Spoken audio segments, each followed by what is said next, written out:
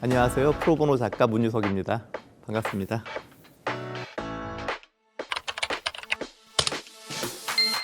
아쉽죠? 주말마다 너무 보는 게 재밌었는데 전원일기 같이 한 10년쯤 했으면 좋겠는데 아쉽다는 생각이 듭니다. 한 100부쯤 했으면 좋겠어요. 직접적인 경험이 들어간 건 아니지만은 평생 법정에 있으면서 완전히 같은 문제를 놓고 서로 사고방식이 다른 사람들끼리 다른 논리로 싸우는 거를 늘 심판하는 입장이었잖아요. 그래서 그런 전혀 다른 입장과 가치관을 가진 사람들이 부딪히는 그에 관한 경험을 많이 녹여내려고 노력을 했어요. 워낙 첨예한 이슈들을 많이 다루는 드라마다 보니까 그런 경험이 좀 도움이 됐던 것 같습니다. 지금 마음이야 프로보노 100부까지 쓰고 싶은데 여러분이 많이 사랑해 주시면 가능할 것 같고, 물론 법조물만 할 건 아니지만은 그 이외에도 다양한 다른 장르의 이야기들도 하고 싶은 이야기들이 있고요. 일단은 좀 더 고민을 좀 해봐야 될 것 같습니다.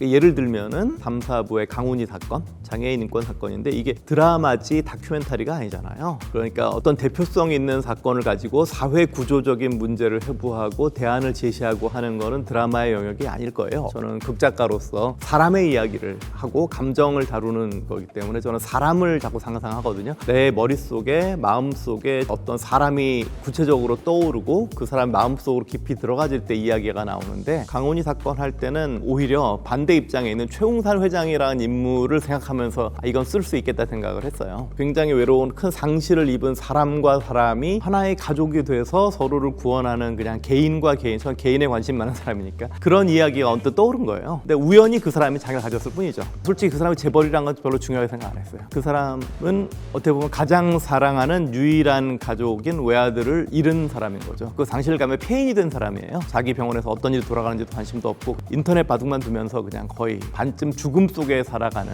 인물을 먼저 떠올린 거예요. 사실은 이야기의 최초부터. 그래서 이 두 사람이 제가 좋아하는 찰스 디킨스적인 고전문학처럼 만나서 서로 안전히 대척점에 있는 것 같지만 본질은 외로운 영혼인 두 사람이 서로를 구원해서 하나의 가족이 되는 이야기를 쓰고 싶다 해서 출발한 이야기인 거예요. 그러고 나서 생각해 보는 게, 이 이야기가 서로의 입장을 충분히 이해를 하면은 접점이 있다. 우리 사회가 아무리 대립과 갈등이 심해도. 그래서 강훈이 엄마 같은 사람을 우리 사회가 한 가족으로 받아들여주는, 그러니까 최웅산 회장이 우리 한국 사회의 한 은유라면은 따뜻하게 한 가족이자 같은 구성원으로 받아들이는 하나의 은유와 상징으로 받아들일 수 있으면 되게 의미 있을 것 같다라는 생각을 하면서 이 이야기를 썼습니다.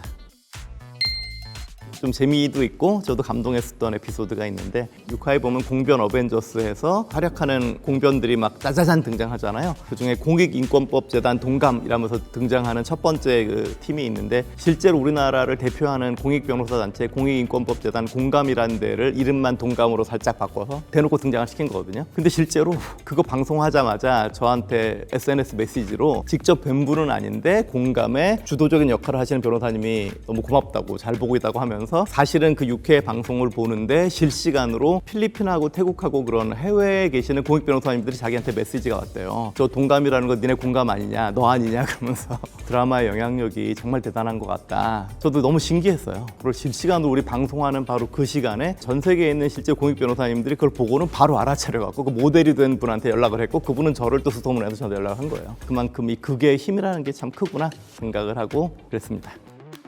사실은 다 너무 애정하죠. 너무 애정하는데 가장 고민했었던 에피소드는 강다윗 본인 사건이에요. 그 앞의 사건들은 결국은 마음 아픈 사건이지만은 프로보노 팀 입장에서 남의 사건을 하는 거잖아요. 근데 90-11은 우리 주인공들 5명이 스스로 당사자가 돼서 싸워야 되는 사건이잖아요. 그리고 저도 판사 출신으로서 그거 쓸 때는 저도 모르게 자꾸 강다윗의 입장, 내가 판사인데 철천지 원수가 내 앞에 왔을 때 판사로서의 공적인 의무와 인간으로서의 감정, 복수심 사이에서 균형을 과연 잡을 수 있을까? 이게 인간에게 가능한 일일까에 대한 생각을 자꾸 해봤어요. 근데 제가 악마 판사도 약간 그런 얘기를 썼잖아요. 저는 자꾸 그런 이야기에 꽂히는 면이 있는 것 같아요. 판사는 사실은 굉장히 큰 권력을 가진, 권한을 가진 사람인 거예요. 저는 비질란테라는 사적 복수하는 드라마의 크리에이터도 했었기 때문에 이 주제에 대한 고민을 많이 했었지만은, 일반 시민이나 피해자가 사적 복수를 하는 것과는 차원이 다른 얘기예요. 실제로 국가 권력의 일부인 사람이 사적인 복수를 한다는 거는 그건 굉장히 큰 범죄예요. 했고, 복수가 아니라 개인의 정의감을 앞세워서 선을 넘는 것도 사실은 이제 위험한 거예요. 판사, 검사, 경찰들이 각자의 정의감과 각자의 신념에 따라서 행동하기 시작한다면은 정말 정의로운 사회가 될지 지옥이 될지 한번 잘 생각해 보실. 저는 그에 관한 경계심을 늘 갖고 있었거든요. 판사하면서도 나의 개인적인 사사로운 정의감을 내세워서는 안 된다. 근데 울컥울컥 그런 마음이 들거든요. 그런 데에 대한 고민을 했었기 때문에 그 에피소드를 쓰면서 다윗의 입장에서 몰입해서 나라면 어땠을까, 분명히 많이 흔들렸을 것 같은데 회피하지 않은 순간 솔직히 선은 넘은 거예요. 그런 원수의 사건이 왔는데 자기가 냉큼했잖아요. 기다렸다는 듯이 사실 복수하려고 했잖아요. 중간에 멈췄을 뿐이지 이미 다시 판사로 돌아갈 수 없죠. 그렇게 되면 자꾸 거기 저도 이입해서 근데 나라도 그런 마음이 들 것 같은데 그 선을 넘는 순간 거기서부터는 피해자가 아니라 본인이 가해자가 되는 거예요. 국민이 위임한 권력을 가지고 사적인 복수에 쓰려는 마음을 먹고 행동에 들어가는 순간 선을 이미 넘어버리는 거죠. 그렇게 되면은 팀이 반대를 벌어오게 됐을 때 기쁨과 프로보노 팀들도 큰 딜레마에 놓이거든요. 구부 엔딩이 저는 굉장히 쓰면서도 되게 고민을 했었던 그런 엔딩인데 분명히 거기서 다윗은 거짓말을 해요. 유백만이 누군지 뻔히 알고 평생 그걸 추적했으면서도 기쁨한테 모른다고 거짓말 하잖아요. 그리고 자기가 계속 유백만이 있는 곳으로 복수하고 싶어서 계속 그쪽 법원으로 가려고 했었다는 사실도 숨기잖아요. 어머니 아픈 얘기만 딱 하고 난 선을 넘은 적 없다. 반은 거짓말을 하고 있는 거예요. 근데 그것도 인간이니까 그런 거예요. 근데 그렇게 되면은 법조인들이니까 알거든요. 프로보노 팀은 변호사로서 핵심적인 부분을 다 거짓말하고 있구나. 그런데 이거는 판사 시절의 일이니까 이건 되게 중대한 문제구나. 그럼 여기서는 그 사람들은 진실을 밝히기 위해 나설 수밖에 없는, 마음은 아파도. 그렇게 되니까 그 다음부터는 굉장히 대일판의 입장에 놓이게 되는 거죠. 저는 이 에피소드 쓰면서 제일 고민도 많이 했고 깊이 기억에 남는 에피소드인 것 같아요.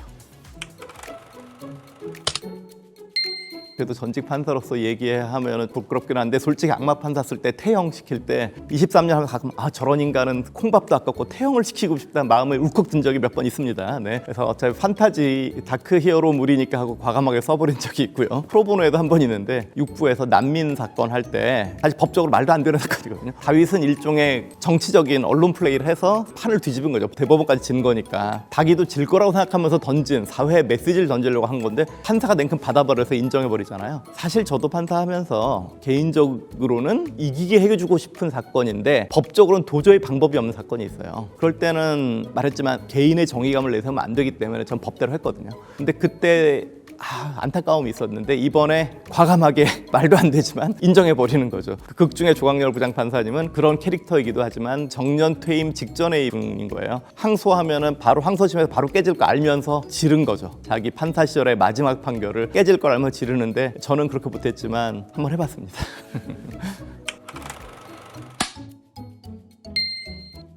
새로움이죠. TV에는 채널 생길 때부터 다른 채널에서 보지 못했던 한국 드라마에서 이런 걸 한다고 했던 거를 계속해서 저는 굉장히 즐겁게 봤었던 기억이 있거든요. 그래서 와, 여긴 정말 과감하구나. 그 새로움이 제가 생각하는 TVN의 DNA이고 지금은 그때보다 훨씬 크고 사랑받는 채널이 됐지만 그 DNA가 없어지지 않았으면 좋겠어요.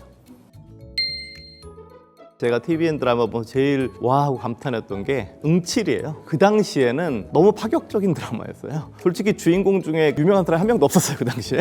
그리고 감독님도 예능 감독, 야, 여기는 정말 용감한 채널이구나. 그런데 그게 어마어마한 사랑을 받았잖아요. 드라마 문법도 한국 드라마에서 여타 본 적이 없는 그런 진행이에요. 그래서 와, 너무 재밌다 했는데 그 팀이 그 얼마 이후에 또 하는 게 또 슬기로운 감방 생활이었어요. 살다 한국 드라마에서 감방 얘기를 한다고. 주인공이 뭐 죄수고 뭐 교도관이고 와, 이런 거를 캐스팅해서 한다고 해서 정말 용감하다. 너 멋있다. 저렇게 새로운 시도를 안전한 성공 공식에만 매몰돼서 같은 걸 반복할 때 저렇게 마이너해 보이는 걸 과감하게 지를 수 있는 게 콘텐츠 산업의 매력이자 힘인 것 같아요. 그 두 개가 굉장히 기억에 남습니다. 뭐 하고 싶은 건 너무 많죠. 사실은 저의 비밀 아이템 노트 같은 게 있거든요. 쓰고 싶은 것들 리스트 해놓은 게 있는데 거의 20몇 개가 있어요. 장르는 정말 SF부터 대하 사극부터 뭐 아이돌 얘기도 있고 정말 만화적인 것도 있고 다양한데요. 그중에는 법정물도 있지만은 특정 장르에 국한된다기보다 저만의 독특한 취향과 생각을 담은 사람들 이야기라면은 뭐든지 하고 싶은 얘기는 무궁무진하게 있습니다. 이게 소설가나 이런 혼자 고독하게 글 쓰는 직업하고 다른 게 100명 넘는 많은 사람의 노력과 재능과 정성이 합쳐지는 일이잖아요. 그게 너무 큰 매력인 게 이번 프로보노도 전 보면서 너무 재밌는 게 제가 쓴 글이지만 저는 기초 설계도를 만든 사람에 불과하고요. 거기 피와 살을 입히고 하는 거는 정말 그 많은 사람들이 들어간 거예요.